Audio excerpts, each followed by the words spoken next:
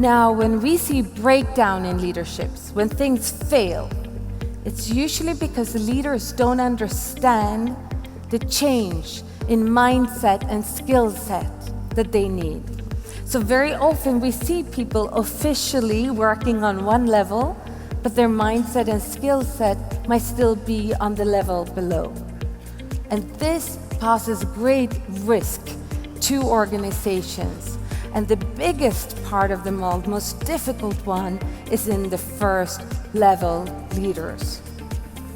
Think about the best leader you've ever worked with. There was something about him or her that made you want to be part of this person's team, right? You trusted, most likely. There's competence, but also character, credibility. And to us, this forms the foundation of a great leader.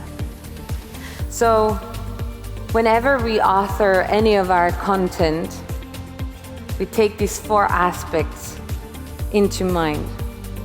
And we think that great leaders truly feel that their teams deserve to be led by a great manager. And that most of the time, they feel that their team members should feel like this.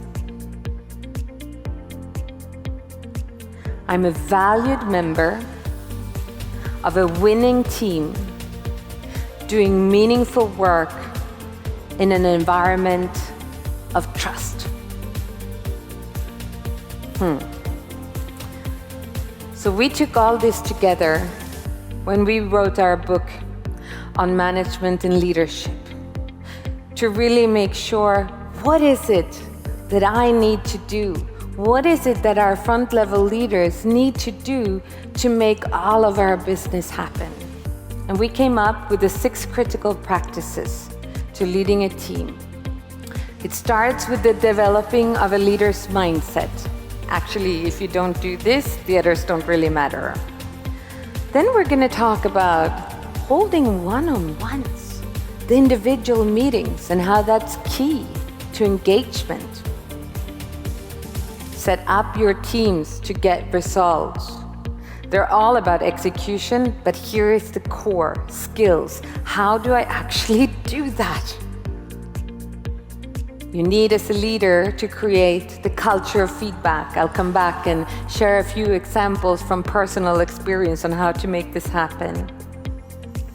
Lead your team through change. And finally, if we're going to make all of this happen, it takes time and it takes energy. So how do I do this? Great leaders, they act in a different way. They are meeting the same challenges as everyone else, but how they approach things, what they do is different. Because sometimes, you have leaders and they get great results, but they leave a few bodies behind. Did anyone meet those leaders? But great leaders actually really do things differently. And those things make sense. Yes, you're like, okay, Victoria, that's no rocket science. No, of course. But then the third thing, I think it's a little bit different. Because we say that it's not only about the actions they take, but it's how they think. As I said, same challenges like all the other leaders, but yet framing it differently. Challenging, how do I see this? How do I really view this challenge?